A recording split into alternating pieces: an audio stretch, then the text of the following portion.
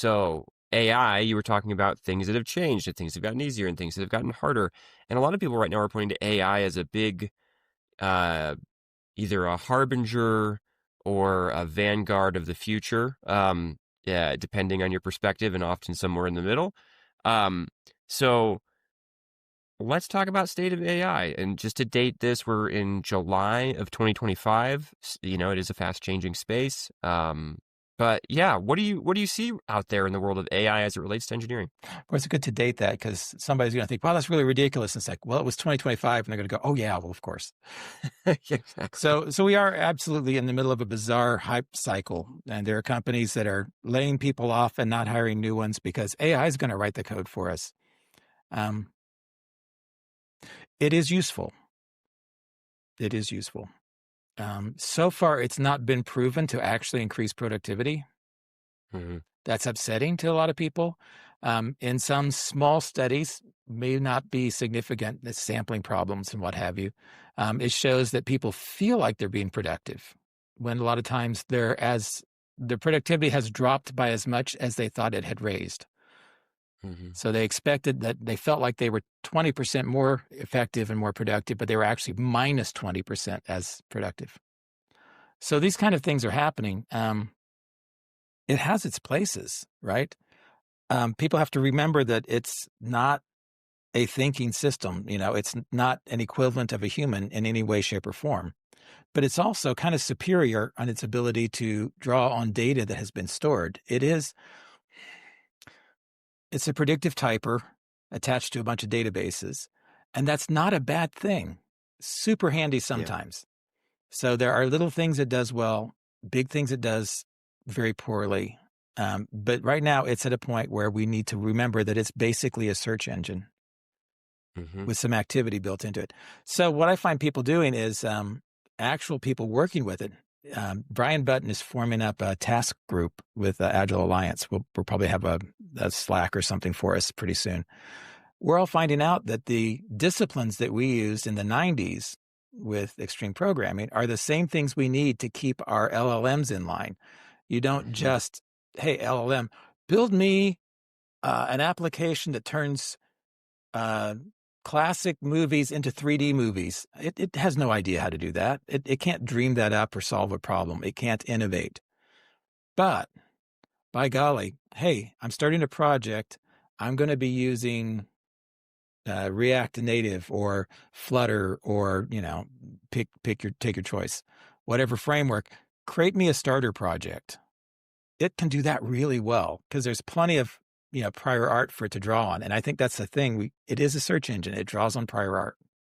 So if you want to do things that people have done in the way they have done them so far, it can get you some pretty good answers. It can actually keep you from thrashing. There's some cool things you can do with it. Like I say, here's my problem. Show me 12 ways that I could solve that.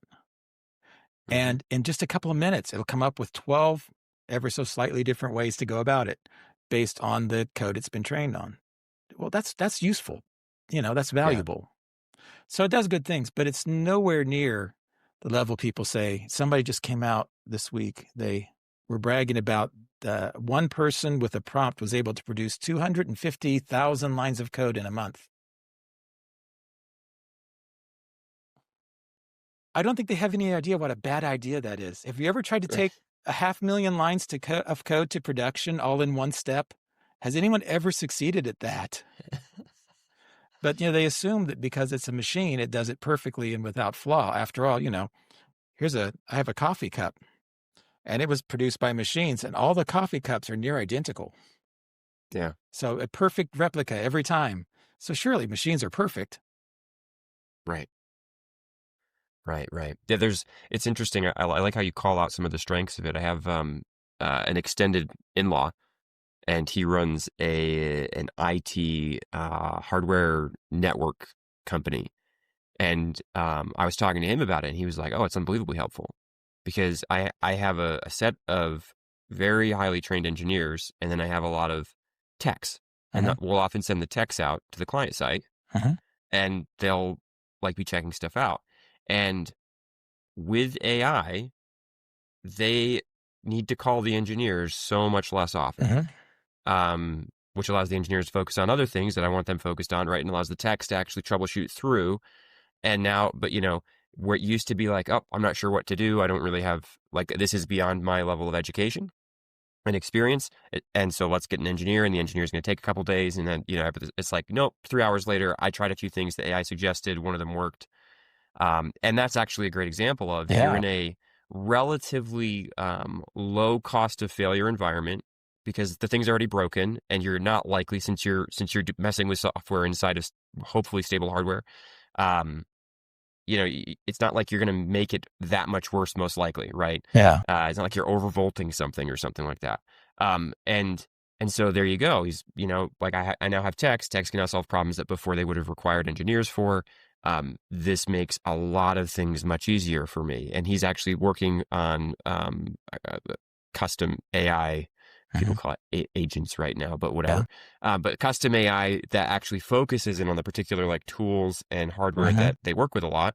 And so that way it's just like, it becomes almost a more advanced README or more advanced set of documentation. Or to your point, it will very rapidly do the search through the documentation for me and provide the answer. And so I think it's interesting, because I see some people on the harbinger side of things, and it's like, this is awful, it's horrible, it's never, and it's like, no, that's not quite right. I think that there are, to your point, uses, but every time I've tinkered with it, it gets something wrong.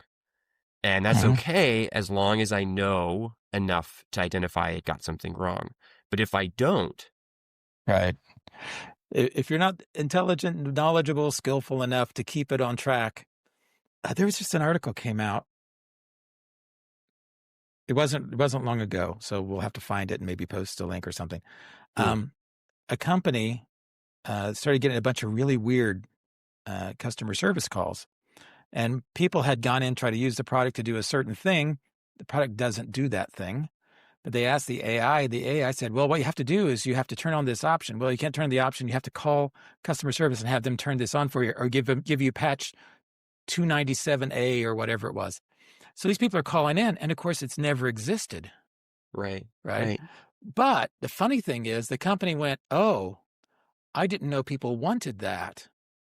So by being directed to a non-existent feature by an AI repeatedly, they built the feature and shipped it.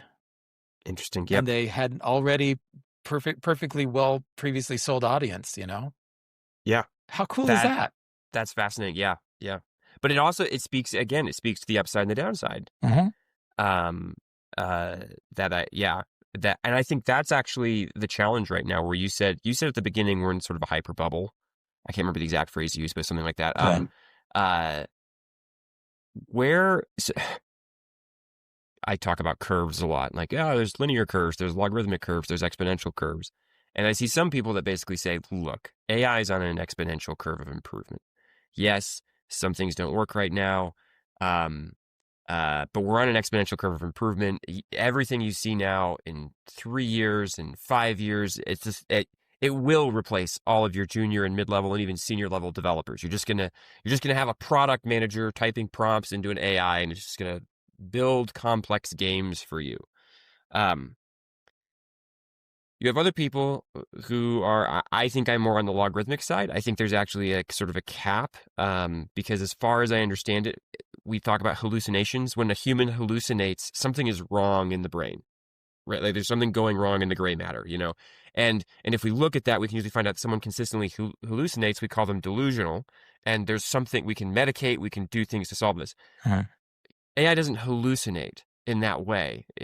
There's nothing actually going wrong. It's giving you valid output as an answer to your question based on its data set. There's no like, something, you can't like study it.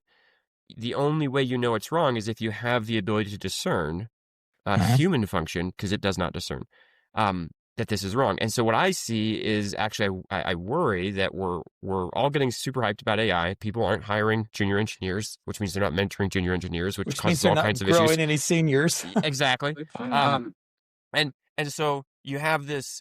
I think we might be running towards a logarithmic curve, because what I actually see going exponential is the power curve. Now, we are good at making things more efficient power-wise. We've been doing that for a very long time, and it's Uh-huh. pretty astounding when you look back 50 years at just how many more cycles we get out of the same, volt amp, right? Like, it's pretty impressive. And Hmm. but I think we're on a logarithmic curve for output of AI and an exponential curve for power consumption, and that's a bad place to be. Um, and so we're relying on technology to sort of solve that for us. Hmm. And some of that is not AI technology. That's a lot of different things that all have to come together. Anyway, that's my take. That's my stance. I'm curious, what do you see? What curve do you see these things following, and how do you see this progressing into the future? Are we all obsolete in 10 years? I think it incredibly unlikely. In fact, the biggest surge right now I'm seeing is people saying, "Well, we're all going to be in business up to our ears in about 3 years, going in to fix and manage all the code that the AIs have spit out." The AIs are becoming inbred already, so they're being Mm, trained on code that the AIs have spat out that nobody's actually reviewed.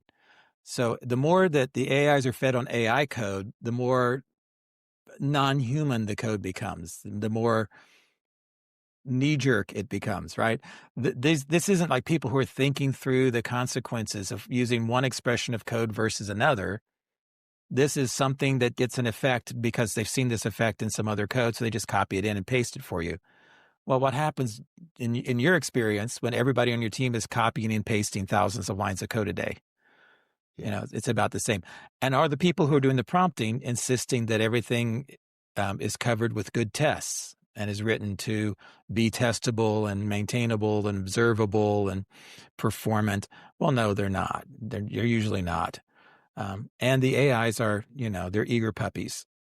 So right, one of my right. friends had said, just for fun, he said that he had an idea, a business idea, talking to Chat GPT or one of those, that he wanted to start a campaign to sell cigarettes to small children. And it came back with, what a brilliant idea. This is a huge untapped market with millions of dollars of potential. Here's how I would produce a campaign to sell cigarettes to children, convince them that it's fun and grown up and cool, And it's like, that's an incredibly bad idea. Of course it's a bad idea, but it's Right. it's an eager puppy. It wants to do that.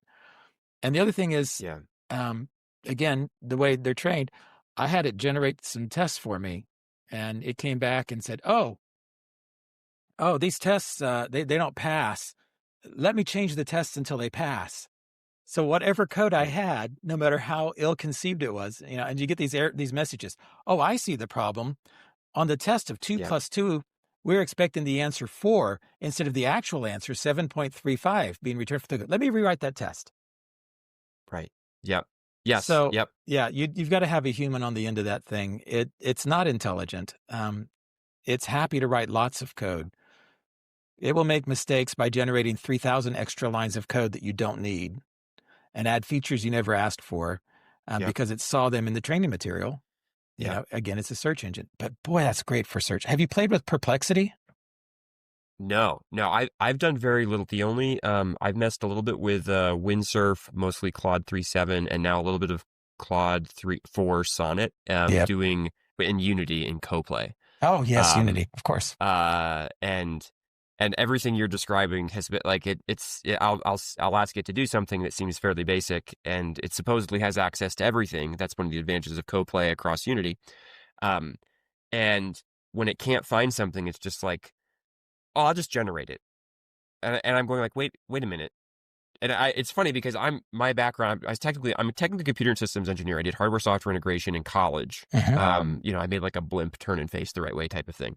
Um, and I never really used it professionally. So I know something about code, but not enough to really do anything. And yet I look at it and I'm like, wait a minute. We already have a whole UI layout. I just asked you to add a button. You shouldn't have to go create a whole new Mhm. file to do that. Like, this exists somewhere, but it'll just, like you said, it'll just, no, wait, okay, this is how I'll solve it. This is how I'll solve it. And I can imagine someone who had no idea of, again, like you're talking about, and I don't have a good idea of best practice, but I know I sometimes can spot really bad ones, like dysfunctional ones. I'm like, wait a minute, that's a dysfunctional pattern. And I also know people that try to give it a guide of like, hey, don't Yeah. do these things. And yet it seems like it's almost impossible for it to not break the guide fairly frequently. Yeah, I have this Um, all the time. I have a rules file and I have a prompt file, and I feed it the rules files and remind it of the rules files, and it'll put in an implementation for something. And I'll say, okay, I didn't see you run the test. Did the test pass? No. I said, well, according to our rules file, the test must pass. And it said, oh, you're right. I missed that in the definition of done. And then it lists the 17 things it hasn't done yet. But it's got a limited number of tokens. It can't hold I mean, you've got a universe of neurons. It has only so many bits. yeah, So it yeah, can only handle so many million bits at a time, and you can do a lot more than that. You've got a lot more powerful brain. I right. missed that in the definition of done. Let me go change that. And you're going to spend the next 2 hours with it trying to bring it up to the definition of done after it said it was done. Well, it's sort of Well, like a really bad junior. yeah. Well, see, this is my brother is a now he's an engineering manager, but he's been doing engineering for a long time, and he's working on this Unity project with me, and it is.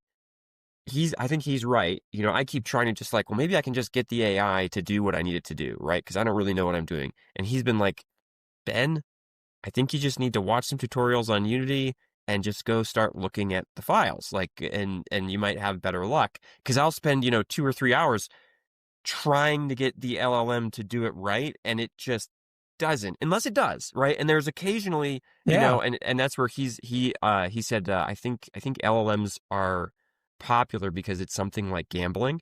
You like put a little Hmm. thing in, and it like Uneven rewards. Yes. maybe, yeah, exactly. Oh, it worked this time, right? And I asked it to do some audio fade thing, and it did a really good job with it. It didn't do it networked, it didn't do it properly across all, but the local effect was very good. It was like, oh wow, that sounds super nice. We had like there was a noise that we wanted to sort of fade out when you release the key, and it was just really like, I was like, wow, listen, that is brilliant, love it, thank you, AI. That was wonderful. But then ask it to, okay, now go network it, okay, now go do something, and it's just like, oh, never mind, we're back to falling apart. But we're playing again, yeah, gambling, the uneven rewards game of like, maybe if I Yeah. can just get the prompt right. And then I look down at the clock and it's like, I've been doing this for 2 hours and I've made no progress. And I've reset my Git repo back to, the last known good like 3 times. Um, and AI, like you said, is so eager. It's going to keep trying. It's going to keep trying. It's going to keep trying. And I'm just like, you are creating so much that we don't need. And I'm not even an expert in this. And I think, again, that's the problem is I'm not Yeah. an expert in this. And I'm a non-expert trying to get an eager puppy junior developer to do the right thing, and they're just like, "I'll do anything. I'll do anything you want," right? And Yeah. And it's not just how to tell it what to do, it's to know when to ask, when to tell, and so we'll do things and I'll say, evaluate this, according to this. Evaluate it this way, evaluate it that way. What do you think of this? Okay, don't make any changes, but tell me, what do you think that we're ready to do now? Are we ready for the next step? Should we revise? Do you think this code needs refactoring? So I'm asking questions basically because I'm asking myself anyway, and I'm wondering if it's going to give the same answers. And every once in a while, it gives me something. I guess in games, you're really familiar with uneven rewards and how addictive they are, though. So yeah, you oh yeah, recognize when you're in a game. yeah. That's honestly, it does. It feels like it's a hard mode challenge Hmm. of some kind, depending on the complexity of the thing I'm asking it to do. And like you said, to some things, I think it'll take care of some simple stuff really well. It's just like, Yeah. done, no problem, easy. Yep, could build that. That's an easy copy. I know how to do that. Um, it's anytime you ask it to do anything that's complex, but I think that's the other thing. It's complex, not conceptually, it's complex from implementation. And so sometimes it's simple to conceive of something, but very difficult to implement it. And that'll make it just flip out and have a lot of trouble. Yeah. Um, so you said that a way that you've gotten it more value out of it Hmm. was by applying engineering best practices. Hmm. Um, and without, because we're going to go into the bulk of the episode here. We can wrap up the state of AI unless you've got a lot more you want to say, which is totally fine. But I wanted to just give people a hint, right? What are some of the practices that you've seen that you've written into your guides and prompts and rules docs for the AI, and as you're working with it, that have helped you get what you feel like is more value out of it that again relate to, hey, this is actually how I get more value out of human engineers too, how I've helped human organizations of engineers be effective. So like what would be that list that they can go off and maybe try to research? And then, like I said, we'll go into more. So a few things. One of it is that I don't allow it to do the commits. Mm-hmm. So, in it, I talk about, that we will do frequent commits, that we will use conventional commit format. That doesn't matter for quality. It's just a thing I like. I collect data from it. I do micro commits. So, like in a game, you would save your game before you go into a boss fight, or you'd save your game because you can, because it's a good time to save your game. And, when you don't, it's like, oh, now I've got to go back 3 stages. So the idea of saving your game often, making a micro commit where it's committed at least locally on your machine with all the changes, and you do a get status, there's nothing, right? No untracked files, no garbage, no leftover, no some of those changes and some of those changes. And if you're not composing your commit, you just commit everything because you only work on one thing at a time, right? Right. That's really key. Do one thing at a time and commit whenever you're in a state where your tests are passing and it's working. That's a big deal. That's a huge deal. And then, of course, whether you push your code out to, whatever you guys do work on. We are trunk-based developers, and I found that to be very useful. One of the things it does is it rewards small change sets if you're trunk-based. So I'm going to make changes and commit and push, and you're going to make changes and commit and push. Well, if one of us puts in, a 500,000 lines of code, the merges are not going to go well. It's going to become quite ugly. But as long as we're very focused in what we're doing and our code is organized well, we don't collide. So trunk-based is a good way to make sure our changes are small, they're localized, they're specific. We've committed frequently, we integrate frequently, and that helps us move quite well together. Never be very far away from the main line. Yeah. Pull at least all the time. Another piece of that is tests. So I like to do test driven. So quite often I want tests first. But even if I don't, because I'm not a religious fanatic, I just like TDD. So when I do TDD, I'll have tests, and it'll say, okay, and I'll say, okay, I need the code to do this thing, and it needs to pass these tests if I've handwritten the tests. And then sometimes I'll say, write a test, but don't implement. Only the test only that would require this application to solve this problem, something small. And of course, I'll review the heck out of it, which code reviews that's been, time honored from the 40s and 50s, right? You look at it and you look at it and you think it over, and we make sure it's the right style. I do automatic formatting, automatic testing. It has to run the tests after every change. And I have it add, because it's easier for it than for me, to add the pre-commit hook. So all tests must pass. All kinds of all tests, end-to-end integration and unit tests must pass before I can commit. And that usually is a speed up, unless it's done something really dumb. Okay. And then it's like, okay, now the question is, do I press forward and have it keep trying to fix it? Do I go fix it manually, or do I just reset to the last one like you did 3 times? Right. Just reset to the last one when everything was fine. Say, okay, let's start over and try this again. Right. I think those things are really valuable. You have to look at everything they write. Did you watch Bill and Ted's Excellent Adventure? Oh gosh, at some point in my past. Yeah, a million years ago. Yeah.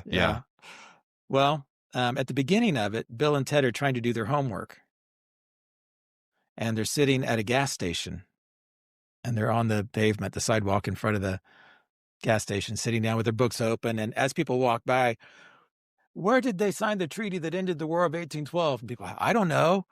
Okay. And so they're, no luck. But they keep asking random people these questions. And if they get an answer, they write it down. And then he says, Bill, we're not doing very well here at 7-Eleven. We should go to Circle K next. So the question is, when you're doing the AI, are you doing Bill and Ted's homework? Right? I mean, because you can use this thing to help you learn. I need to pick something simple. I need to understand promises better in JavaScript. So help me understand how this works. Give me an example using it to do this. Give me some code where it does that. and then you study it. And then you find out that, well, that was really kind of mediocre tutorial code because it was trained on mediocre tutorials. And you could do better. But you've learned from that. And I think that that's a smart thing to do. But if you're doing Bill and Ted's homework, then you're having it do it so that you don't have to learn. Yeah. And, Yeah. how far can you work at ignorance is a pretty tough question. Right. Well, and I think to your point around in about three years or less, we're going to start finding out when all the people that let it do their homework, when those problems start emerging. And we're already seeing it. We're already seeing Mm-hmm. some pretty atrocious failures of AI, deleting databases and losing massive amounts of changes, whatever it is. Like there's stuff, and also again the security vulnerability side. My brother and my sister both work on back end stuff. They're both engineers. My dad is, well, I'm the one who got the degree. And none of them have engineering degrees. I got the engineering degree, and then I went off and did leadership stuff, and they all went and became really good engineers.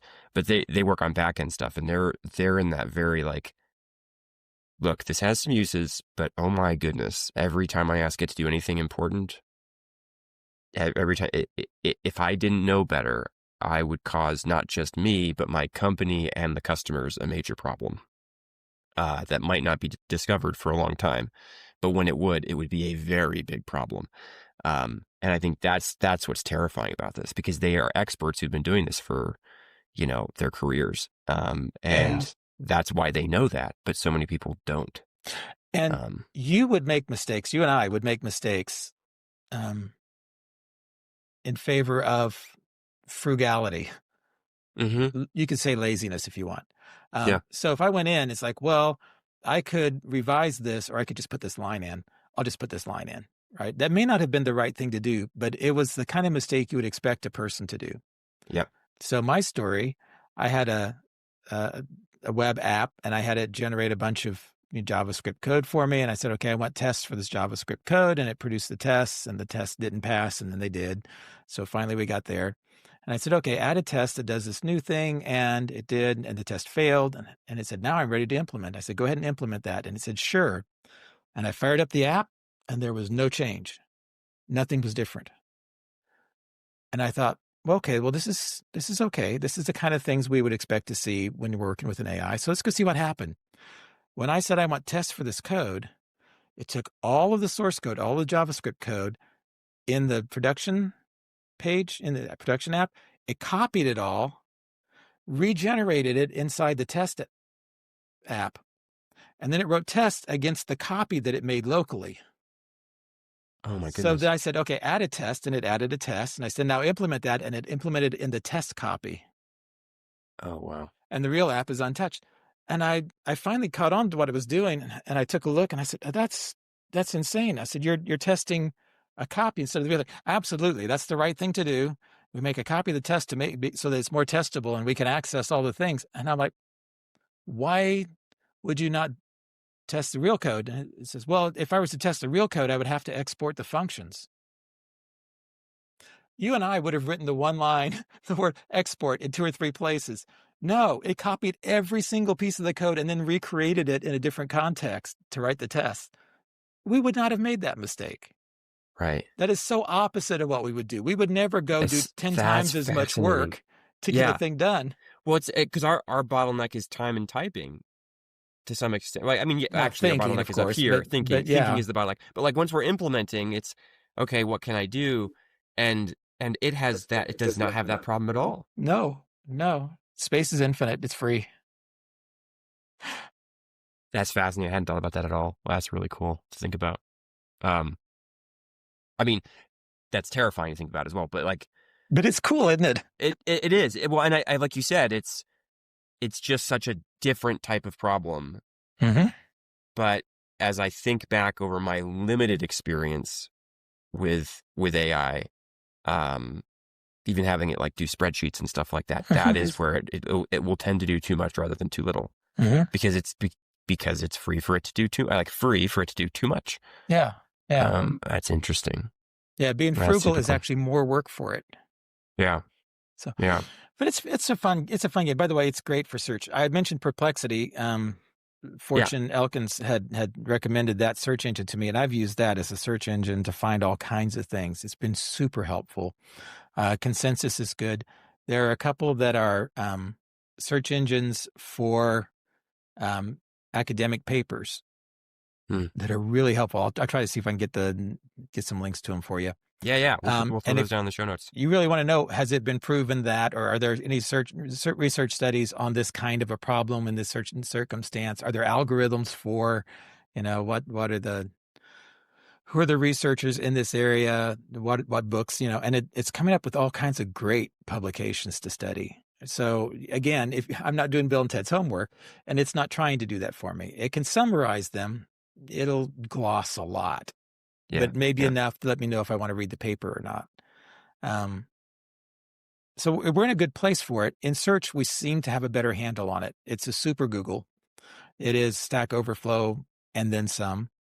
Um, and then it's a bit of um, a tool for starting new projects and evaluating ideas. But just remember that it thinks every idea is a great idea.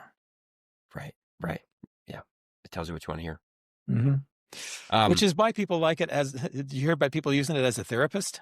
Oh my gosh, it's terrifying. That's terrifying to me. Because I guarantee you, it will agree with everything that you say. Oh, and these people were so mean. Oh, they were.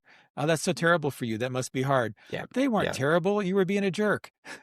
Right. Well, this is I've seen some people post something to the effect of like, man, like, why aren't my friends this good to me?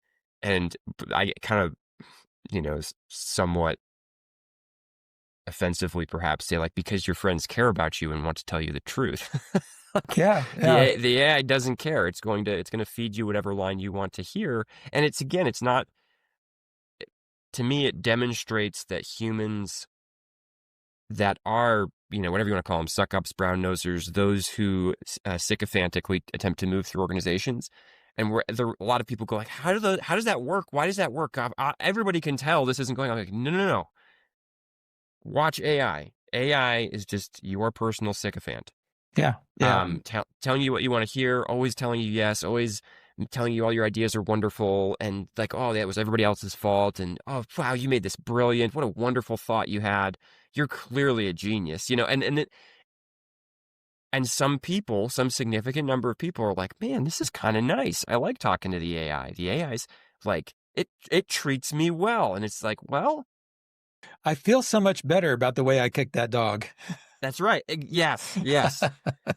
There you go. And it, to me, that's actually the terrifying part. Yeah. But it proves why the sycophant style of career progression works. It's like, look at us, who would use this thing that can't tell us the truth because that doesn't know if it's telling us the truth or not because it doesn't know anything. Right. Might be a way to say it. Using it as a therapist, but I like the outcome. It makes me feel good. Yeah, yeah. Everybody likes to feel good. Everybody likes to feel good.